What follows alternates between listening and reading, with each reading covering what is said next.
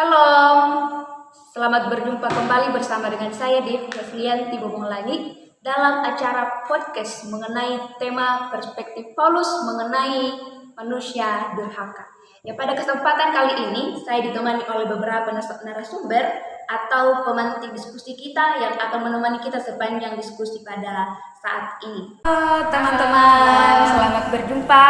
Ya, ini dia yang akan menemani kita berdiskusi pada saat ini. Kita akan mendengarkan perkenalan nama mereka masing-masing yang akan dimulai dari saudari. Nama saya Herlin atau biasa disapa dengan Kelly. Halo, nama saya Linda, biasa disapa dengan Lin. Natalia Tasuli, biasa dipanggil Nato. Halo, nama saya Reni dan Nari, biasa dipanggil Reni. Kita telah mendengarkan perkenalan dari masing-masing pemateri kita. Apa kabar semua? Puji Tuhan yang baik. Ya, sungguh puji Tuhan kita boleh dipertemukan pada saat ini. Jadi kita akan sama-sama berdiskusi tentang perspektif Paulus mengenai manusia durhaka. Ya kan kita tahu bahwa Paulus adalah seorang teolog yang mengkritisi semua bagian kehidupan dari konteks pelayanannya pada saat itu. Siapapun yang menjadi objek pelayanan Paulus selalu terlibat dalam masalah mereka. Kalau ada disebut dengan manusia durhaka, berarti Paulus menemui masalah tentang apa yang melatar belakangi kenapa dia bisa mengangkat suatu tema dalam teologinya, yaitu durhaka. Ya, berbicara tentang manusia durhaka, saya teringat dengan salah satu legenda Maling Kundang. Tentu pasti saudara-saudara pernah dengar. Ya, Maling Kundang itu adalah sosok yang dikatakan durhaka kepada ibunya. Dia pada saat belum sukses, belum pergi merantau, dia masih berbakti kepada orang tuanya. Tetapi pada saat dia kembali mempunyai istri orang kaya dan datang dengan kapal, dia tidak mengakui ibunya di depan istrinya. Ya, kurang lebih itu pengantar dalam memasuki diskusi kita pada saat ini tentang apa itu durhaka. Ya, kita akan mendengarkan pendapat dari teman-teman. Mungkin ada yang mau berpendapat tentang apa sih durhaka itu? Ya, kalau menurut saya durhaka itu adalah orang-orang yang menyia-nyiakan haknya. Mengapa saya katakan begitu? Karena ia tidak ingin memegang sesuatu yang menjadi haknya. Ia memberontak, kemudian ia tidak menjalankan lagi hak dan kewajibannya, sehingga ia berbalik, tidak lagi bertanggung jawab, dan ini menurut saya adalah durhaka. Menyia-nyiakan hak milik. Ya, hak miliknya, di mana haknya itu seharusnya ia melakukan hal yang seperti ini, tetapi ia tidak melakukannya. Itulah yang saya maksud dengan durhaka.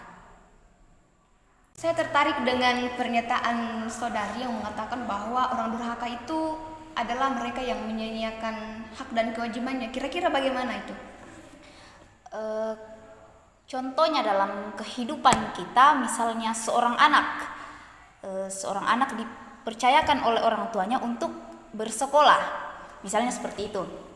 Nah, kemudian anak ini mendapatkan haknya untuk bersekolah karena orang tuanya menginginkan dia untuk bersekolah. Namun ketika ia bersekolah, ia menyia-nyiakan sekolahnya. Ia tidak menjalankan tanggung jawabnya sebagai anak sekolah. Maka dengan itu pasti orang tuanya akan sedih ketika melihat anaknya, karena anaknya ini tidak menjalankan kewajibannya sebagai anak sekolah. Nah, di mana seharusnya anak sekolah ini seharusnya bisa memberikan perasaan bangga kepada orang tuanya karena ia sudah berhasil sekolah, tapi ia tidak menjalankan kewajibannya sebagai anak sekolah, sehingga ia menyedihkan hati orang tuanya. Dan ini adalah anak yang durhaka karena ia tidak benar-benar menjalankan kewajibannya, apa yang diperintahkan oleh orang tuanya untuk bersekolah, seperti itu.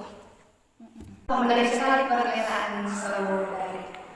Mungkin ada teman-teman lagi yang ingin memberikan pendapat tentang bagaimana itu manusia durhaka. Iya, saya setuju dengan pendapat saudara Eli tadi. Ia mengatakan bahwa yang disebut sebagai durhaka itu adalah orang yang menyia-nyiakan hak dan kewajibannya.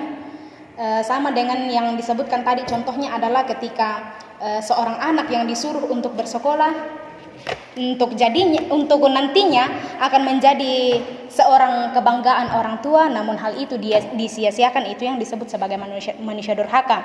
Dan di sini saya akan menambahkan sedikit seperti apa yang dikatakan manusia durhaka itu. Nah, manusia durhaka itu kalau kita melihat di dalam Kamus Besar Bahasa Indonesia, itu di situ disebutkan bahwa yang disebut durhaka itu adalah pemberontak dan juga seorang yang tidak taat akan perintah. Baik, seperti itu. Seperti cerita yang telah dibahas tadi mengenai maling kundang. Maling kundang ini kan pada saat itu dalam ceritanya bahwa dia pergi merantau. Dia pergi merantau di rantauan orang yang memiliki banyak kekayaan, dan di sana dia mendapatkan seorang istri, dan istrinya ingin sekali menemui orang tuanya. Dan saat itu dengan keterpaksaan maling kundang pergi menemui orang tuanya di kampung. Dan pada saat dia menemui orang tuanya, sebenarnya yang ditemui itu adalah ibunya sendiri. Tetapi pada saat itu maling kundang ini tidak mau mengakui orang tuanya bahwa inilah ibuku yang sesungguhnya. Nah, inilah yang disebut sebagai manusia durhaka, karena orang tuanya saja dia tidak mau akui. Inilah mengapa dikatakan bahwa maling kundang itu adalah seorang pemberontak. Dia dikatakan sebagai seorang pemberontak karena dia tidak mau mengakui orang tuanya. Nah, ini juga lah yang disebut sebagai manusia durhaka. Ya, kita telah mendengarkan berbagai pendapat mengenai manusia durhaka itu. Manusia durhaka adalah mereka yang menyanyiakan hak dan kewajibannya yang telah diberikan kepada mereka, dipercayakan kepada mereka, dan yang memberontak. Ya, jadi kira-kira menurut pandangan saudara-saudara, manusia durhaka menurut Alkitab ini seperti apa? Kan yang telah disebutkan tadi itu dalam kehidupan kita sehari-hari, mulai dari contoh yang disebutkan oleh saudara Eli, kemudian pemberontak dalam hal ini dalam maling kundang, kemudian bagaimana Alkitab berbicara tentang durhaka itu? Ya, mungkin saya sedikit dari kitab Roma pasal 5 ayatnya yang ke-6. Ya, yang berbunyi, karena waktu kita masih lemah, Kristus telah mati untuk kita orang-orang durhaka pada waktu yang ditentukan oleh Allah. Nah, di sini dalam Roma 5 ayat 6 menyebutkan bahwa kita adalah orang-orang durhaka. Nah, dengan demikian manusia pada dasarnya telah mengalami kematian rohani. Nah, dalam Roma ini menunjukkan pemberontakan kita atas perintah Allah. Jadi menurut saudara bahwa manusia juga adalah pemberontak, seperti yang telah saudara sebutkan tadi. Tetapi bagaimana saudara bisa menjelaskan bahwa pada dasarnya semua orang itu adalah orang-orang yang durhaka? Nah, seperti yang dikatakan tadi dalam Roma 5 ayat 6, karena waktu kita masih lemah, Kristus telah mati untuk kita orang-orang pada waktu yang telah ditentukan oleh Allah. Jadi sebelum kita diselamatkan, kita disebut sebagai orang-orang yang durhaka. Nah, di sini Paulus menegaskan bahwa kasih Allah begitu indah sehingga Kristus telah mati bagi kita sebagai orang-orang durhaka. Nah, di sini kasih Allah dicurahkan kepada orang-orang seperti kita yang tidak layak. Nah, status orang durhaka, Paulus mencatat hal ini dalam ayat 6a bahwa ketika kita jatuh ke dalam dosa, kita disebut orang jahat. Itulah status yang layak kita tanggung akibat ketidaktaatan manusia pertama. Terima kasih. Saudari telah menjelaskan bahwa menurut Paulus, manusia pada dasarnya adalah orang-orang yang telah durhaka sejak awal, itu berdasarkan dosa Adam dan Hawa. Ya, terima kasih. Paulus juga mengembangkan kata durhaka ini, manusia durhaka ini pasti di banyak tulisannya yang lain yang dia tuliskan kepada jemaat-jemaat pelayanannya pada saat itu. Ya, mungkin ada dari saudara-saudara yang mendapatkan kata durhaka, arti kata durhaka yang lain di kitab yang lain juga.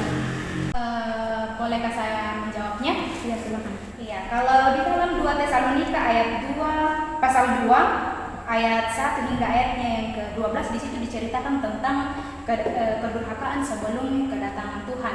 Di situ diceritakan bahwa sebelum kedatangan hari Tuhan itu datang dulu manusia-manusia yang akan murtad, dan mereka ini yang akan nantinya disebut sebagai manusia durhaka dan akan dibinasakan. Kata murtad. Apakah ada pandangan lain? Murtad itu sendiri menurut konteks Rasul Paulus yang saya pahami bahwa menyangkal atau menentang Allah. Orang-orang yang seperti itu, orang-orang yang menentang atau menyangkal Allah, orang-orang seperti itu akan dibinasakan. Oke, terima kasih. Tetapi mengapa mereka mau dibinasakan? Bukankah tadi sudah dijelaskan oleh saudara Nata bahwa Allah yang telah bangkit dalam Yesus Kristus itu bertujuan untuk memulihkan orang durhaka atau orang-orang yang berdosa. Lalu apa alasannya mengapa mereka akan dibinasakan? Ya, saya jawab sedikit. Mengapa Allah ingin membinasakan manusia yang durhaka ini? Alasannya karena mereka ingin menyamakan diri mereka dengan Allah. Mereka ingin disembah oleh manusia sebagaimana manusia menyembah Allah. Kemudian mereka menyatakan diri sebagai Allah karena mereka ingin menyamai dirinya bahwa saya adalah orang yang patut untuk disembah oleh manusia.